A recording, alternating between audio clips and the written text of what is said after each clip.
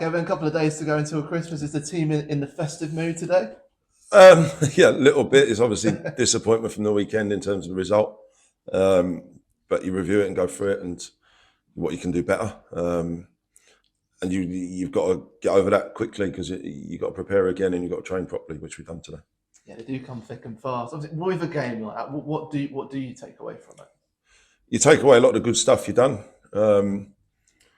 The disappointing things that obviously the goals you concede weren't, and the fact you concede a couple straight away, which obviously puts the game out of sight. So a lot of the positive spin is that, for 65 minutes, we've gone to a team who are full of confidence and in a match in certain areas, but competitive and had our moments that if they go the way you want, then obviously the game changes. But, the ones didn't, and we've got to do better at that. Obviously frustrating. We said it on Saturday to concede 3 set pieces. When you come back to the training ground, is it just a case of tweaking something like that, or just a reminder, or is it just something to look at? Yeah, I think everyone will do reviews of set pieces and bits and pieces. So yeah, you got to tweak things and maybe look at them. But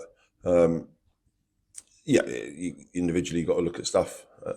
But as a collective, they're not goals you want to concede. Just on the team news side of things, is we expect to see how's Zach doing? Do you expect to see him back? Yeah, expect him back to train. He's got the all clear from Lincoln, so we'll see how he's training next few days. Obviously, great to see Joe Gubbins coming off the bench after so long away. What do you make of what he did? Yeah, good. Important is to listen defensively. I think we've been okay. But yeah, Joe adds another one to that list that, of defenders that we can add to competition to, along with James Golding as well. So, we feel like we're pretty strong in that area. So, we've got a few options. Yeah, I guess James Golding must be itching to get that first National League appearance. Yeah, I'm sure. Listen, I think that's where the squad was at, and Saturday didn't quite make the bench.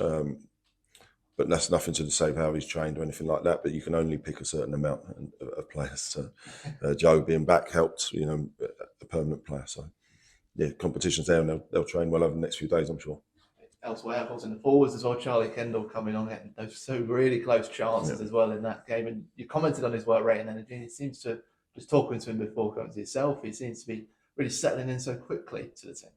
Yeah, and as you say, when he's come on, you can see what he's going to be. You don't want to put pressure on forwards coming in, but as a collective, we obviously want more goals.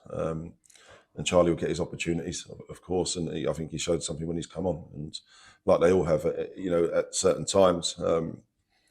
But pleased with Charlie, how he's trained and what he looks like, because when you players who want to be here and desperate to be here, you can see that within him. You touched on it there. Obviously, you want more goals from your forwards. When it comes to managing that relationship, is it something you sort of let them sort of manage themselves, or is it something where you have to sit down, give them a bit of tough love, perhaps? I think this is something that we would have meetings and stuff, throughout the week and different aspects of the game, and forward play is one of them. But when you go across the white line, it's that desire to score goals, and I think Charlie's had a couple of chances, so they've had a few chances that just haven't gone their way, and that it is a confidence thing as well, of course. And we feel like we've got forwards who can score. Want to give them more opportunities, even though we had a few at the weekend. So I'm sure they'll come good. So Ebbsfleet United next on Boxing Day. I suppose maybe you call it a Thames Estuary derby or something like that. What are you expecting from this team? Obviously having a difficult time, and one that I think anyone that comes to Roots Hall knowing that there's 7,000-8,000 will be up for it, and a lot of teams do get up for it. Our job's to deal with that and go put on a performance and get a result. A side that has scored the least goals and conceded the most. Some maybe would come into this and say this is an essential 3-pointer. This one, what would you say to them? Yeah, I think there's no doubt we want to go and win a game, and that's no different to York away, etc. But they're obviously different scenarios. I think the stats you mentioned there, of course, they'll be wanting to improve that. Our job's to not let that happen. And when we go out, we've got to go and try and win a game.